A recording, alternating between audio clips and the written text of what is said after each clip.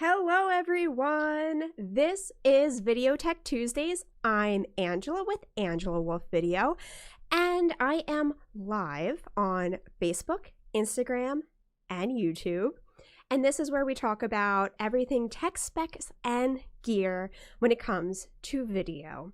So, as per usual, I am trying to keep an eye on all of my streams all at once. So, if you have any questions, please feel free to comment and I will do my best to answer them live. And if you're rewatching this, great. Just use the hashtag replay so we know we didn't get a chance to answer your questions live, and we'll answer them next week or we'll just comment and let you know right there on the post. So I am very excited because this week is my very first week with a guest, and it is the most amazing guest ever. We have Marina Kraus. She is an author and a writer, and she is one of my great friends. So hello, Marina. Welcome.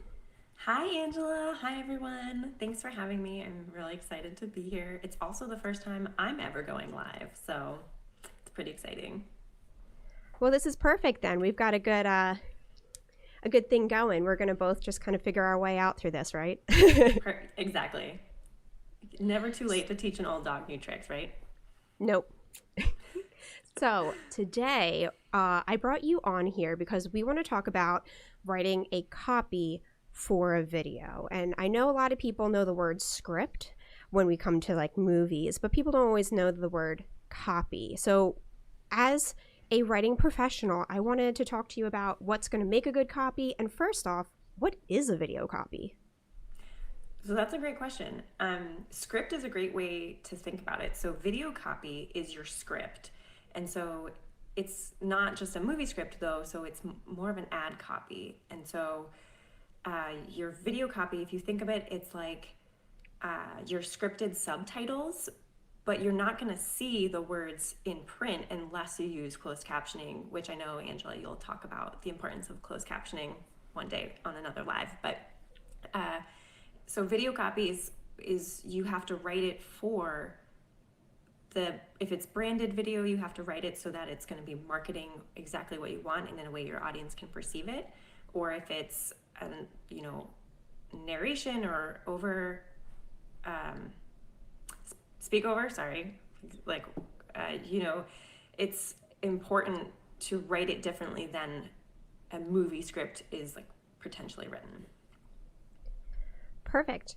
And exactly, like you said, that the video copy is a lot more like the exact words you're hearing, or if it's a video that doesn't have any voiceover, the like graphics you're seeing, versus like you said, a script, we all know has those like action-y, subtext in there and a lot of like stage directions, right?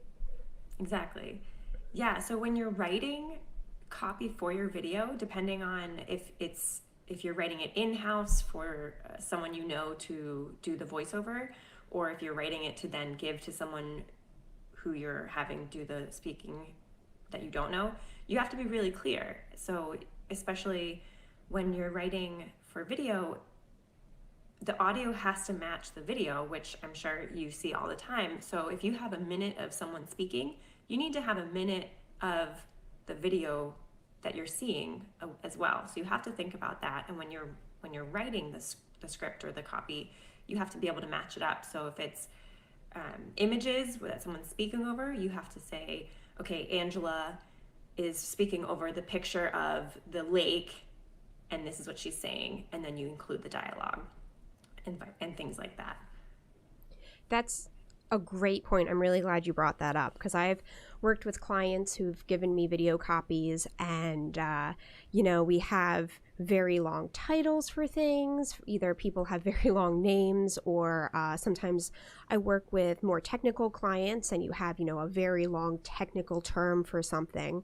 And then we get to the end of just saying one phrase and that's 10 seconds and all right, well, then I use that 10-second clip we had, and now you didn't even start explaining what was going on with that specific thing. So I think that's a really great point that you always have to be conscious of, if I only have one photo or one 10-second clip, I can't talk for more than 10 seconds to talk about to fit everything in about that one clip I'm trying to cover.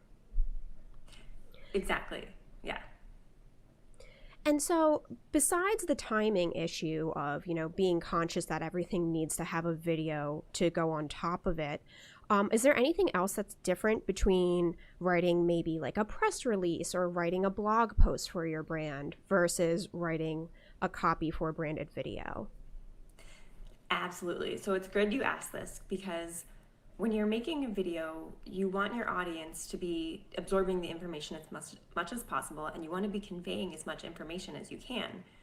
But you have to think about how your audience is going to be watching and listening using both senses. So you kind of have to think of it as like right for the eyes, right for the ears when you're making this copy, because a press release, you can include so many details. You can include, dates, times, places, people's names, and people will process it just with their eyes. But if they're watching images or speaking and listening to the words, they're processing the information at a different speed. And so if you're hearing me talk and I say, "Hey, welcome, the meeting is here at 2 p.m." Some people may only say, "Hey, hey, welcome," or 2 p.m., and they might miss details. So you have to be consistent in your words, concise, and very, very clear, like clearer than you think you need to be. That's perfect. Absolutely. And I know that sometimes something I tell the talent I work with a lot is to just slow down too. Mm-hmm. We hear at a different speed on video than if we were talking to someone in real life. So that's something I always ask people to do when they're giving interviews. I know everyone gets nervous. I get nervous on camera, Me so too. I'm just telling, people. Nervous now. I know, right? Just to, take a breath and speak a little bit more slowly than you expect. And that being said, we speak slower than we read, right? So having to speak something out loud specifically for camera is going to go a much different speed than if you were just reading out the copy in your head, right? Exactly. And so you say reading out the copy in your head. That's actually a great tip for writing copy, which I know we'll talk about a little bit later in the live in more depth. But if your words are going to be read out loud, you need to read them out loud to yourself as you're writing them and after you write them so that you can hear how it sounds. Awesome. And I totally agree, because it's really easy to write something and you know what it means and you know what it's supposed to say, and you're like, in your head, you're like, oh, that's fine. And then you have someone else read it out loud and it just turns to mush, right? In your mouth. That speaking phrases out loud is much different than reading it, and the way it sounds out loud is much different too. Definitely. We all have our own vocabulary and speech cadences. So something I write that I think is how people speak and I think it sounds great, when I hear you read it, it might take on a completely different meaning because maybe you're emphasizing different words. And so it's really important to have, while you're writing, if you're the writer, you should be reading it out loud. And then if you have time, have someone else who doesn't know the copy read it back to you so you can hear how it sounds. That's a huge game changer I've seen over and over again. That's a great suggestion because, like we said, it's easy to know what you want to say, and then having someone else read it to you and you can be like, oh, that sounds weird, right? Mm-hmm. And that's Exactly. how it often is too.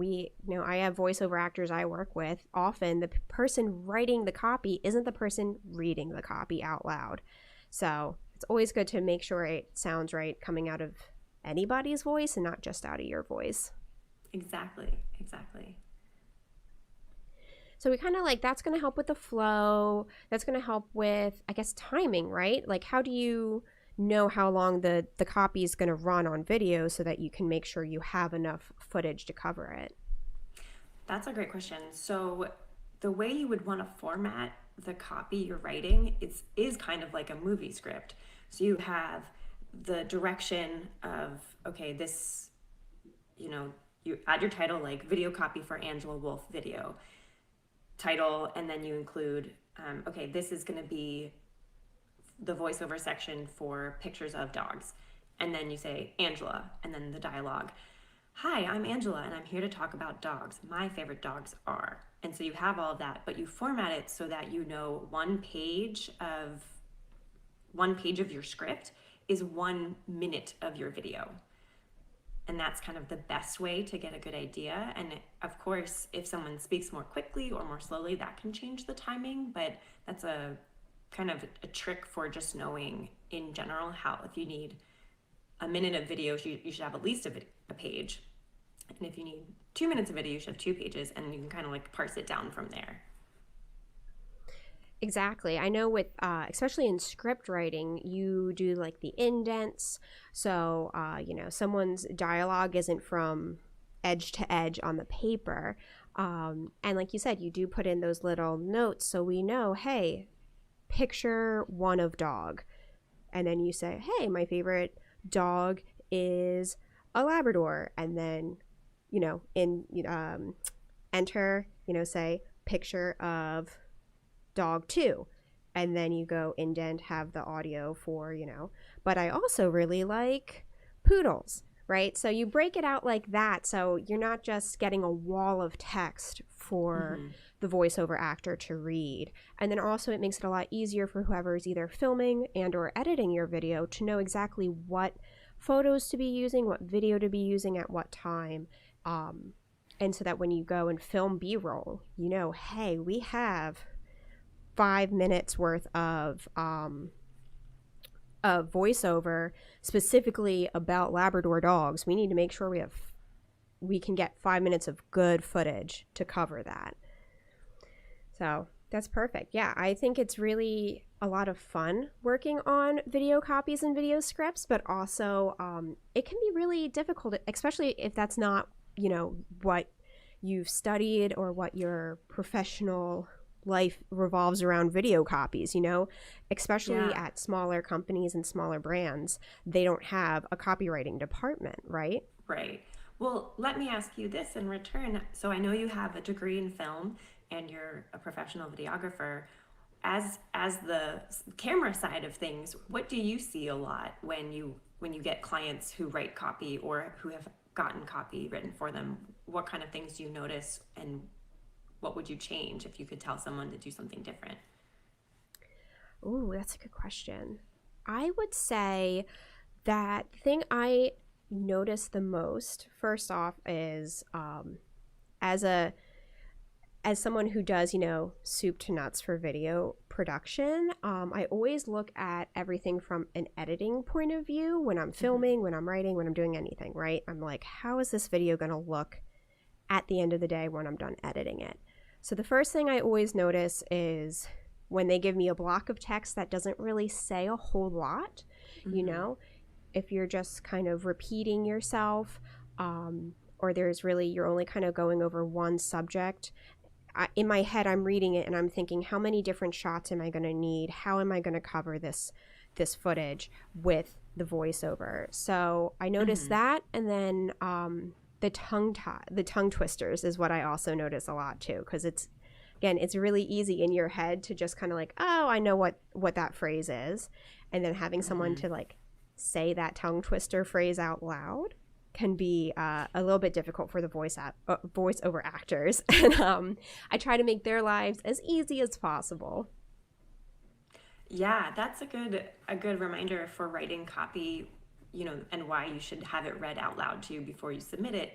Because if you're talking about a historical figure and his name is John Jacob Jingleheimer Smith, you will drive your audience nuts saying that name over and over again. So after you say it the first time, you really should condense it down and just call him, Mr. Smith. And that's, again, back to the clear, concise copy. It's easier to understand shorter sentences, shorter paragraphs, and you kind of have to write for that in that format.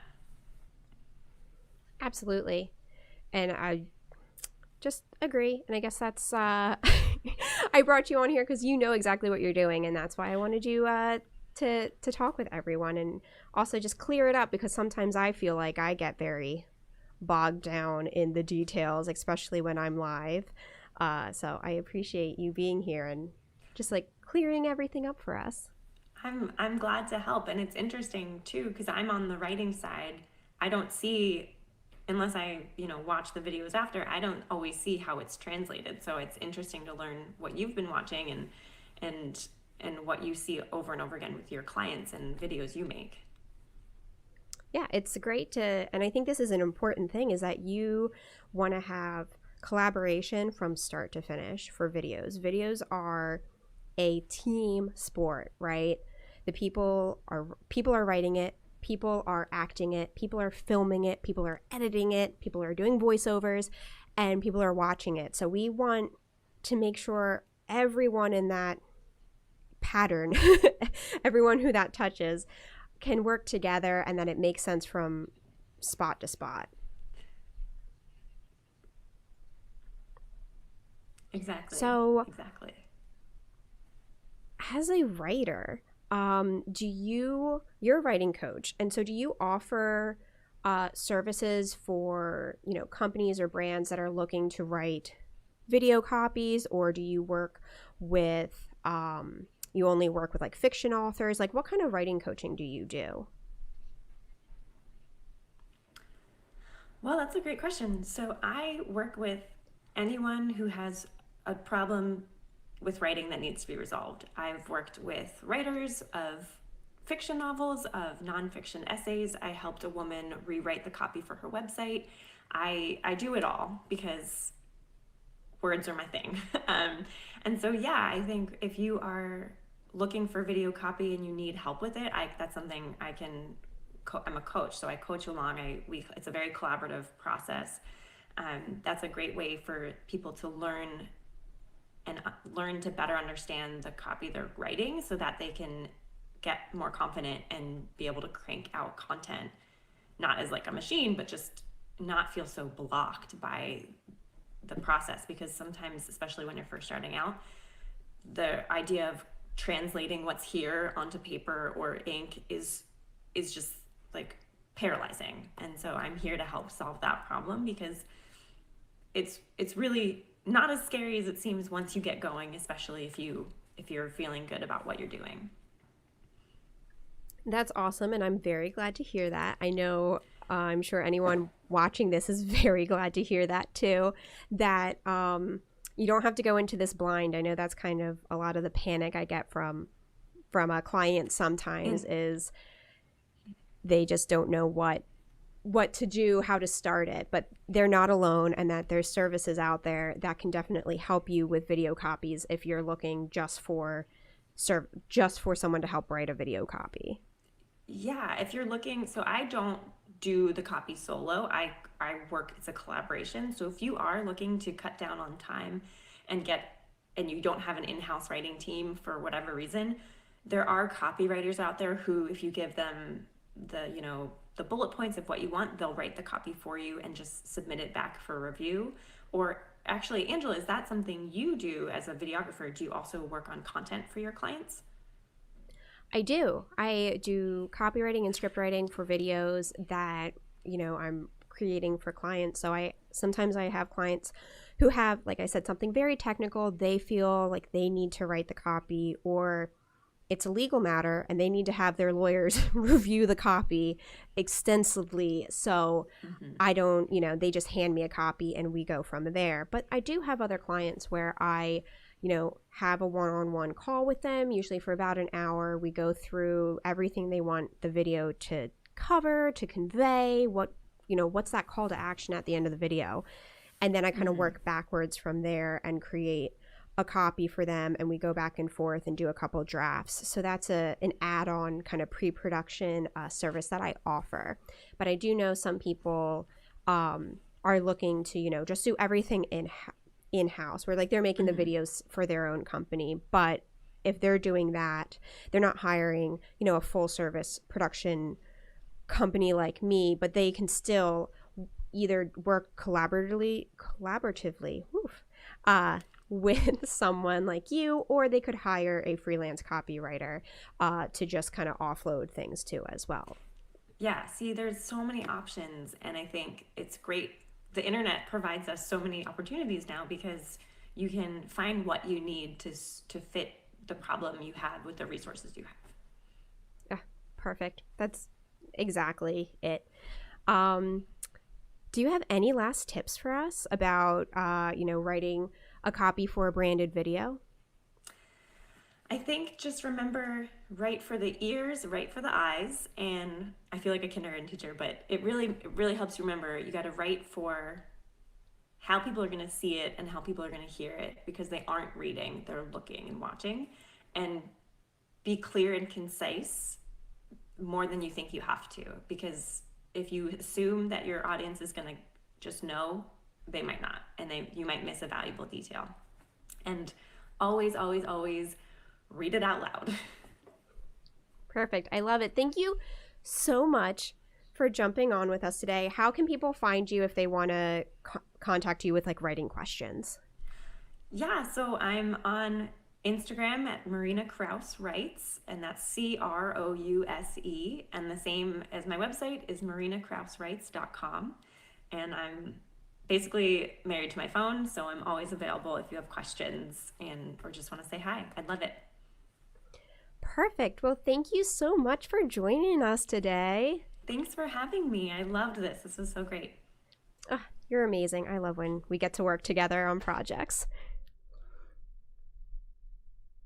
Absolutely. So everyone kind of knows this part of the ending of my spiel is that if you are thinking about making a branded video, please check out bit.ly/AWV checklist. That is a free download of a checklist for making branded videos.